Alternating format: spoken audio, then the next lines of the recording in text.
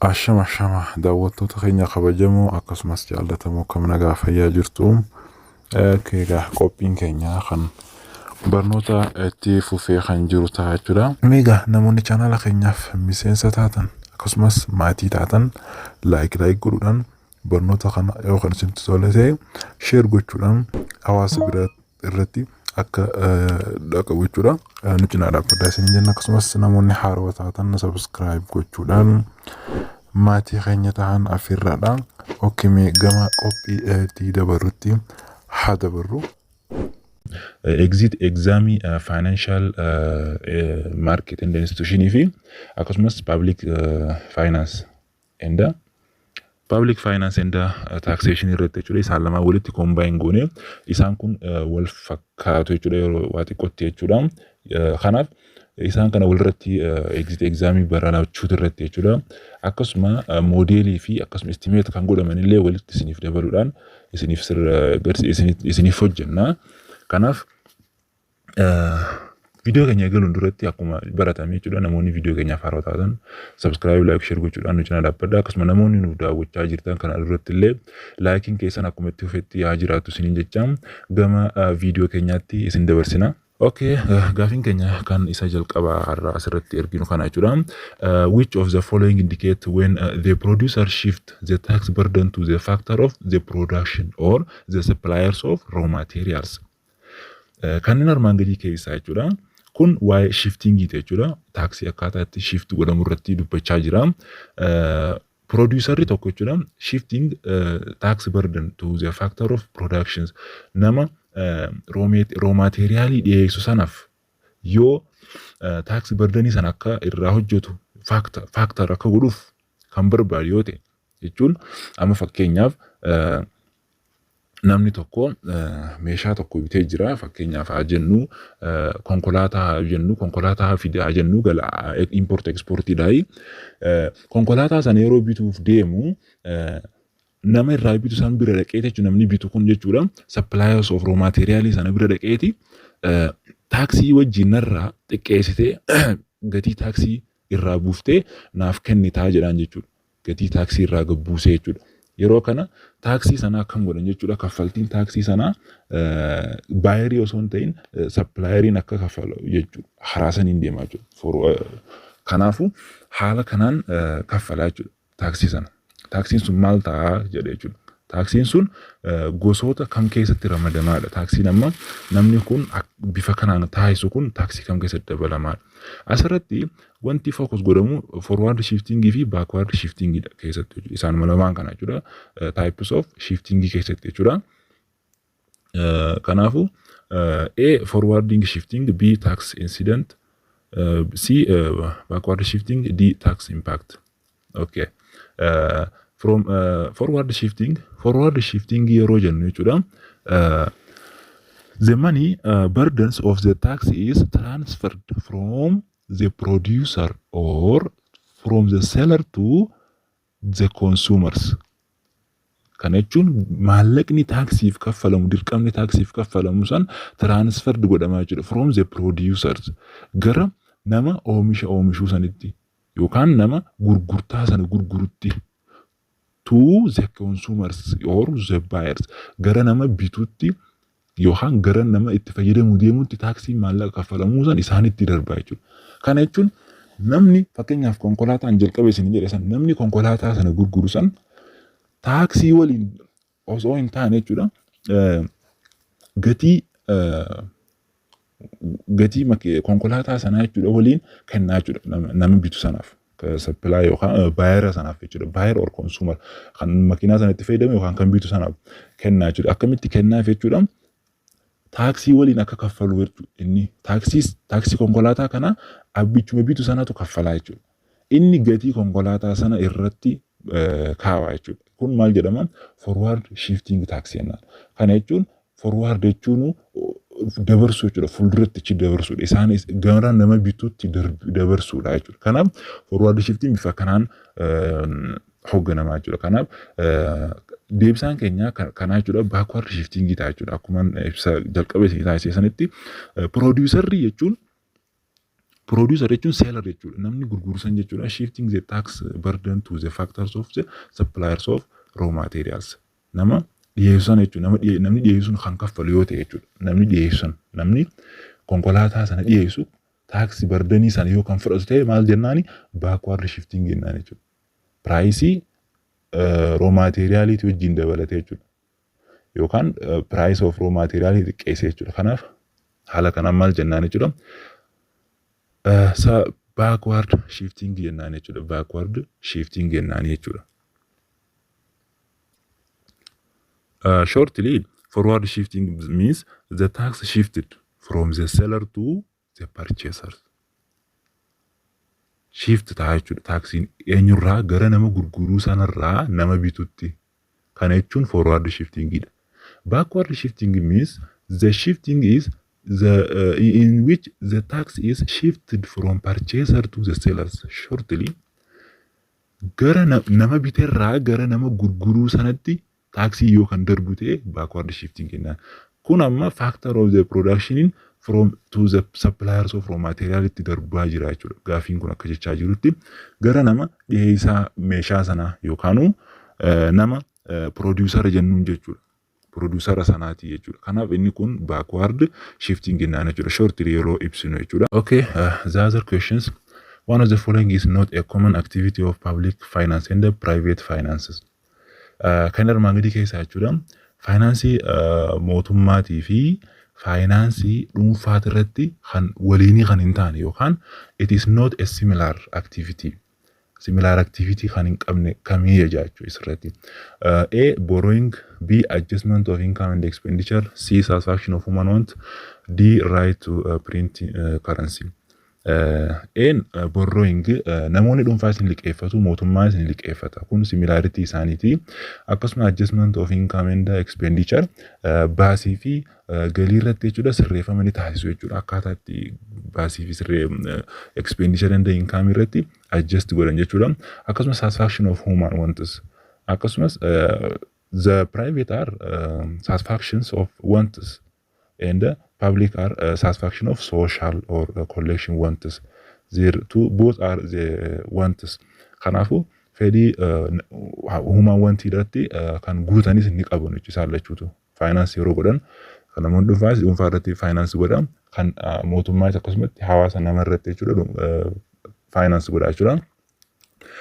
D. Right to print currency. Mirga currency jechuudha print gochuudhaaf jechuudha money cashin jechuudha print kan godhamu only from the government or public finances.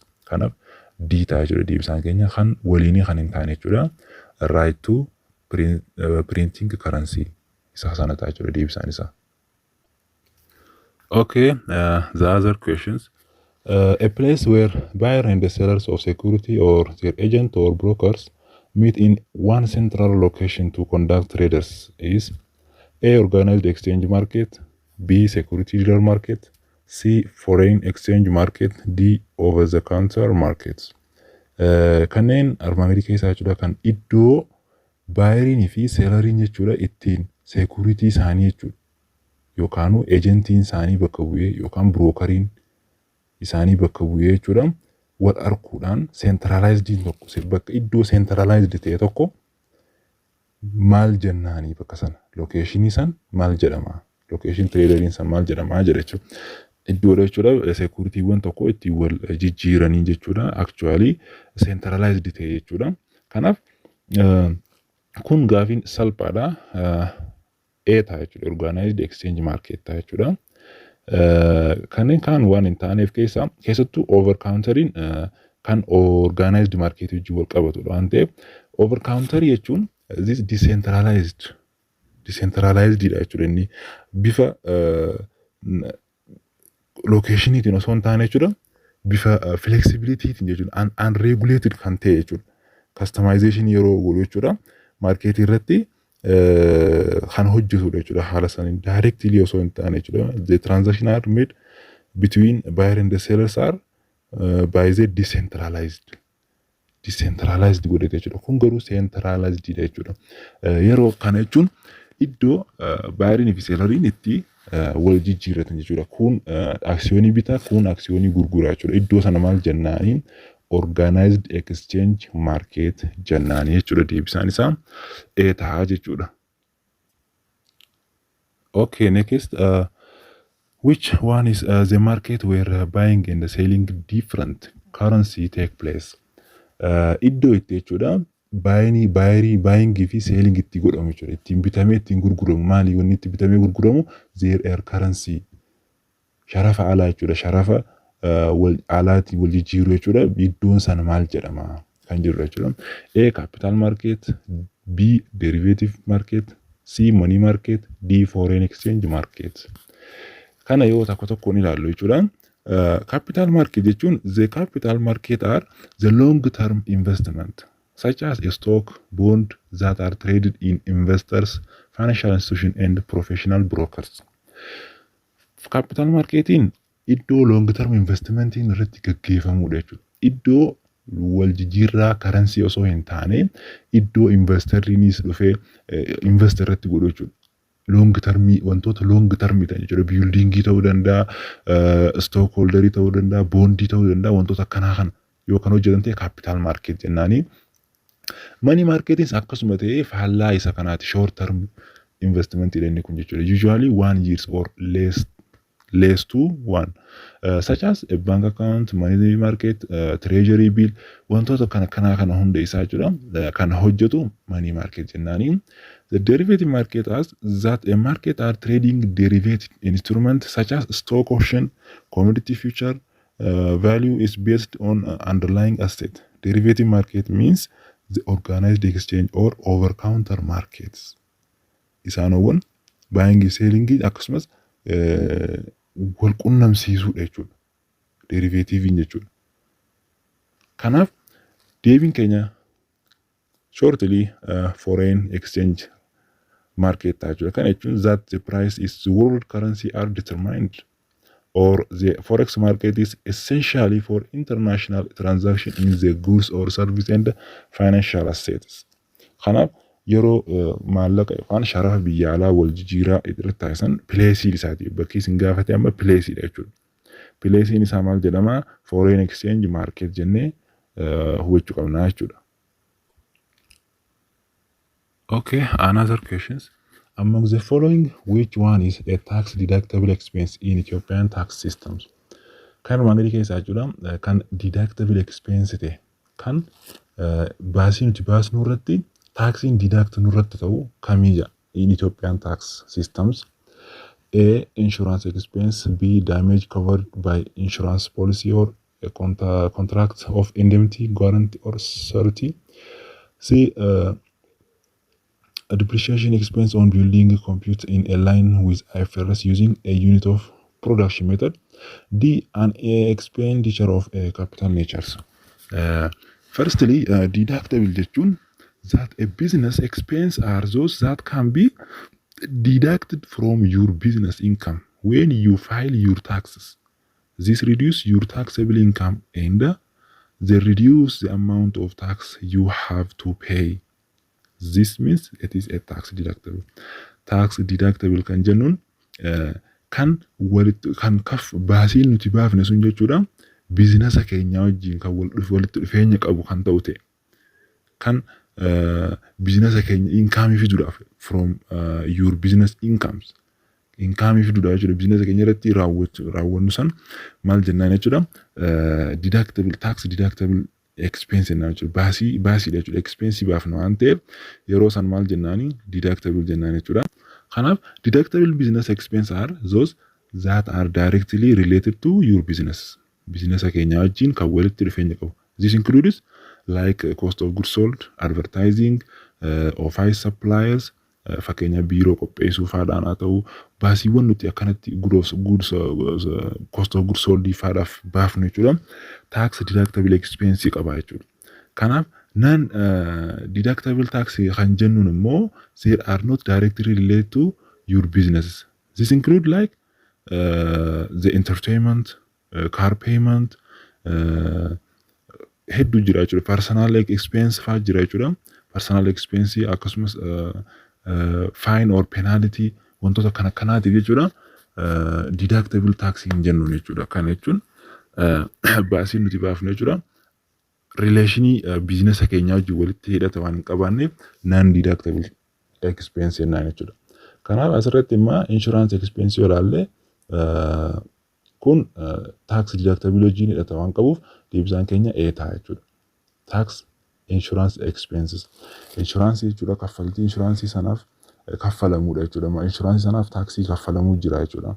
Kanaaf walirratti jechuudha insurance nuti yeroo kaffallu deductible wantoota irra godhamantu jira jechuudha irratti jechuudha kan kaampaaniin insurance san kaffalu jechuudha. Kanaaf taxii sana wanni nuti baafneef yookaan insurance san maaliif baafne insurance expense sana jechuudha wantoota biizinasa keenyaa wajjin wal qabataniif jenneeti jechuudha. Biizinasa keenya sanarra maal oolchuudhaaf jechuudha gaarantiin akka dhufuuf jechuudha. Kanaafuu insurance expensiin tax deductible expense dha jechuudha. Deebisaan keenya salphumatti jechuudha insurance expense dha jechuudha. Kan armaan gadii jechuudha wantoota expenditure ta'an dubbata jechuudha. Expenditure by consuming fayyadamummaaf waan ta'eef biizinasa wajjin walitti dhufeenyi hin qabu jechuudha. Kanaaf A ta'a jechuudha deebisaan keenya. Okay, there are another questions. Which of the following is not the roles played by National Bank of Ethiopia in the Ethiopian financial systems? Ethiopian financial system keessatti jechuudha kan gahee hin taphanne jechuudha National Bank of Ethiopia jechuudha gahee isaa kan hin taane isa kamiidhas keessaa jechuudha. A National Bank of Ethiopia provide insurance to help ensure the soundness of financial intermediary. B regular or on the site examination to monitor whether the institution is comply with the capital requirement and the restriction on the asset holding. C printing money. D National Bank of Ethiopia restrict those who can set up a financial intermediary. Jalqaba ruuliiwwan kan qabutu jira jechuudha. Ammallee yoo websaayitii National Bank of Ethiopia keessa seentan ruuliiwwan tokko tokko isinitti himu jechuudha. Ruuliiwwan isaanii keessaa inni tokko maalidha jechuudha. Maallaqa dhiyeessuu irratti fakkeenyaaf nootii baankii jechuudha. Maallaqa dhiyeessuu akkasumas damee baankii to'achuu akkasumas sharafa alaati irrattis kontrool gochuu akkasumas qorannoo diinagdee gaggeessuu irratti kan hojjetudha jedhee websaayitii isaanii ilaaleen ture waan ruulii isaanii odeessa jechuudha. In educational site yeroo gamanatti deebinu ammoo National Bank of Ethiopian doesn't provide insurance to help ensure the soundness of financial intermediary. Financial intermediary ta'ee jechuudha National Bank of Ethiopian insurance hin kennu jechuudha. Insurance dhaaf maal gochuu danda'a? Seera baasuu danda'a. Regular and principal baasee akka qajeelfama sanaan deeman taasisa malee does not provide the insurance to help. Kanaaf ruling keenya maalidha jedha? No, there are not the rules of National Bank of Ethiopia. This means the correct answer means A. Being regular on-site examination to monitor whether institution to comply capital requirement and restriction on the asset holding. Akkasuma qorachuu irratti jechuudha wantoota institutioniiwwan kaapitaalii isaaniitiif kana irratti akka qoratu websaayitiin isaanii kan ammaatillee ni dubbata. Akkasumas printing manis kan godhu jira jechuudha kan ammaati irratti illee. Akkasumas National Bank of Ethiopia restricts those who can set up financial intermediary. Isaanowwan kana hunda isaa kan taasisudha jechuudha. Kanaaf does not a rules waan nun jedheef deebisaan keenya A ta'a jechuudha. Okay, the others, which of the following is likely to be information rather than data? Kan armaan gadii keessaa jechuudha. Data caalaa informationii kan jedhaman isa kamii jedha jechuudha ammas irratti. A customer numbers lakkoofsa maamiloota yookaan jennuun kan list godhu dataadhaan list godhamee kaawwama. Employee names maqaa hojjettootaa isa akkasumatti list godhama. Net profitiin bu'aa qulqulluu ta'e jechuudha. Net kan ta'e jechuudha. D sales price gatii gurgurtaa jedhamee listiin raw material or product or service sanaaf kaa'amaa jechuudha gatiin isaa. Kun dataadha jennaan jechuudha. Kanaaf deebiin keenya isa sirrii C ta'a jechuudha. Net profit ta'a. Net profit wanni ta'uuf net profitiin informationii hedduu barbaada. Profitii sana beekuudhaaf informationiiwwan garaagaraa collect goota jechuudha. Isa kana jechuun maal jechuudha? processii kan barbaadudha jechuudha. Daataan immoo unprocessed jechuudha. Processed hin barbaadu customer numberii numa barreeffama list godhama.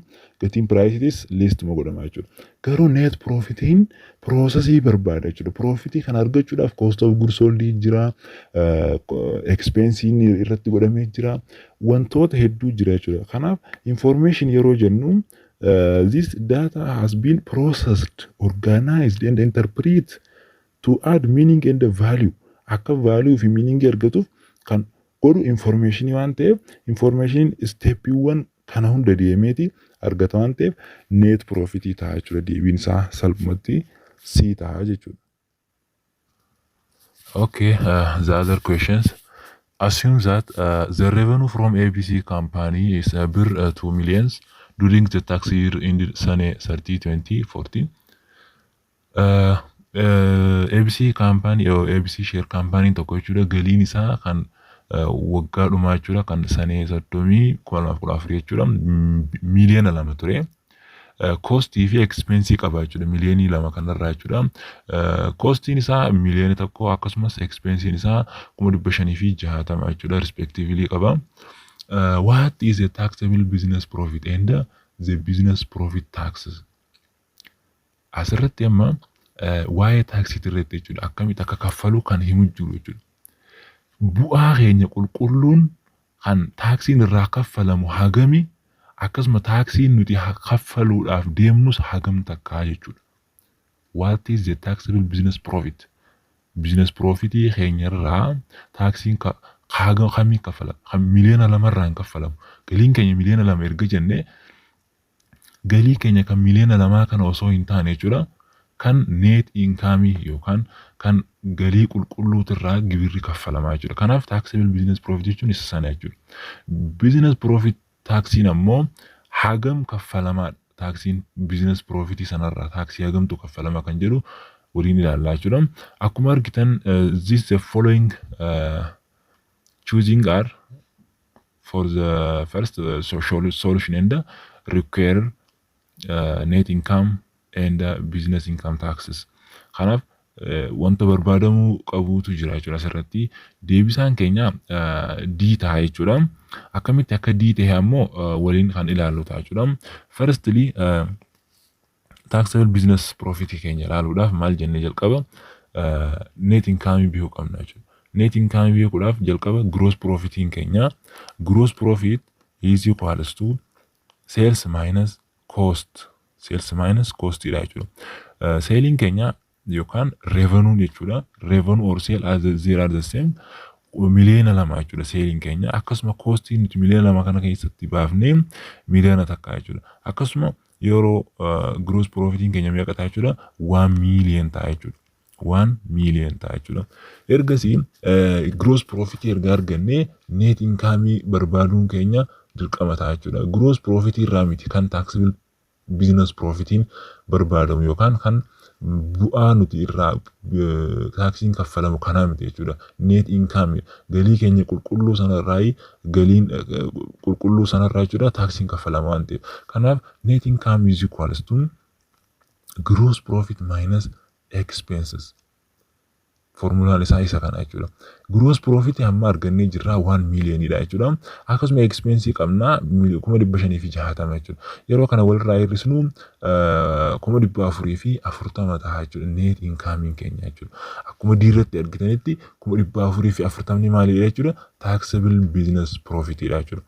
Maallaqni nuti gibira irraa kaffallu miliyoona 2 osoo hin taane 440 irraa taaksiin irraa baha jechuudha. Isa kanarraa baha jechuudha. Kanaaf taxable business profit jechuun isa kana jechuudha. And the business profit tax. Business profit tax jechuun net income times that deductible taxes. Deductible taxing keenya percentaa 30 jechuudha. Akkasuma net income keenya immoo 440. Percentaa 30 kan eessa arganne yoo kan jenne jechuudha. Flat rate dha jechuudha inni kun yookaan income of body dha jechuudha. Taxable business income of body dha jechuudha. Schedule C keessatti yookaan laaltan taate business income tax keessatti jechuudha. taxable business income of body jeniin jira yookaan private limit company or share company taxable at rate 30% jechuudha. Kun principal taa'edha jechuudha. Akka seera federal income tax proclamation number 979 irratti jechuudha. Kan taa'edha jechuudha.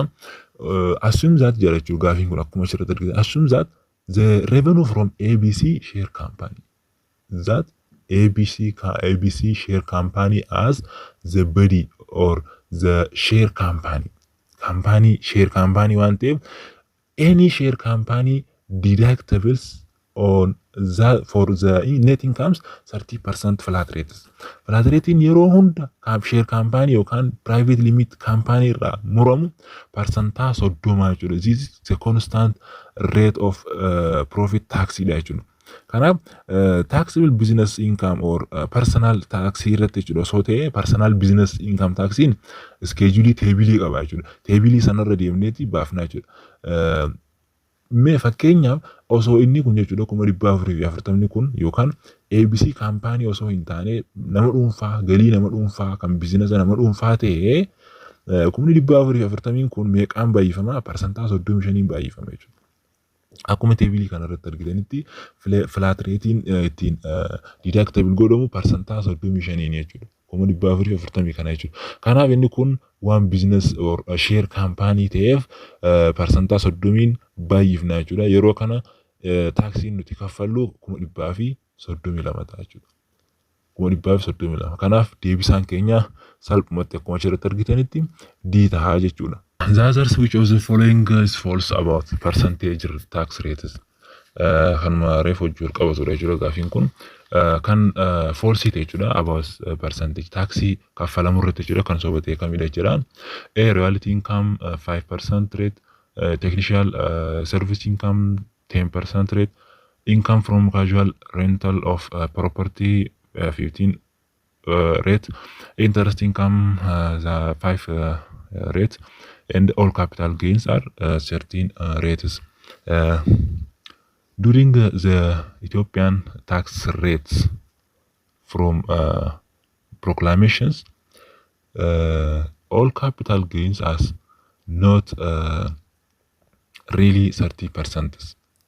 Asirratti jechuudha salphumatti jechuudha all capital gain kan jedhu kun sobaadha jechuudha. Maaliif yoo jettan percentaan 30 all capital irratti himte jechuudha. Fakkeenyaaf property capital irratti percentaa 15 garuu share capital kan reefuun tana ilaalle gaafii calculation reefu irratti share capitalin yeroo hunda flat ratein isaa percentaa 30 jechuudha. Asirratti amma capital gain kan investment jira kan property jechuudha. Akkasumas kan share capital jira jechuudha. Kanaaf garaagarummaa qaba all capital osoo jechuu baate. Fakkeenyaaf property capital gain share capital gain osoo jedhe all capital gain irratti jechuudha osoo hin taane deebiin kun sirrii ta'a jechuudha. Garuu asirratti all capital gain waan jedheef percentage 30 sirrii miti jechuudha. Reality income yoo kan laallu ta'e fakkeenyaaf reality income percentage 5 reality income yeroo jennu fakkeenyaaf kanneen akka namoota filmii hojjetan haa ta'u artistoota saayintistoota namoota YouTube fi wantoota garaagaraa irratti hojjetaniif jechuudha. Percentage kan muramu ta'a jechuudha. Reality income jechuudha. Eda technical service income jechuun advice qaba jechuudha. Kun advice service dha jechuudha. Advice gochuudhaan namoonni hojjetan percentage kudhan jechuudha. Income from casual rent of property kunis manoota kiraatii fi akkasumas movable asset warroota ta'an keessatti percentage 15 kan muramudha jechuudha. Interest income akkuma beekamu dhala irratti percentage 5 tax rating kan muramudha jechuudha. Kanaaf deebiin keenya kan false ta'e jechuudha. All capital gains 30% kan jedhu kanadha jechuudha deebisaan keenya. Identify the correct links kan armaan gadii keessaa schedule isa sirrii linkii isa sirrii ta'e kan laaludha. A schedule D employment income tax, B schedule E exempt income tax, C schedule A income from rental of business building, D schedule B is business income, E schedule C other incomes. Asirratti scheduleewwan asirratti ilaallu kana keessaa jechuudha. Fakkeenyaaf schedule D irratti kan jiru kun jechuudha employment income tax jedha. Employment income taxiin osoo hin taane taxation of other employment kan jedhu schedule D jechuudha. Schedule in exempt income tax. Schedule A immoo income from rental. Rental immoo schedule B irratti argama. Schedule B rental jechuudha. Schedule A garuu employment income tax ture jechuudha. D irratti immoo schedule B business income tax jedha jechuudha. Business income tax osoo hin taane schedule B rental jechuudha. Business income tax garuu schedule C irratti argama jechuudha. Schedule C garuu schedule C kun other income tax miti jechuudha. Schedule C business income tax.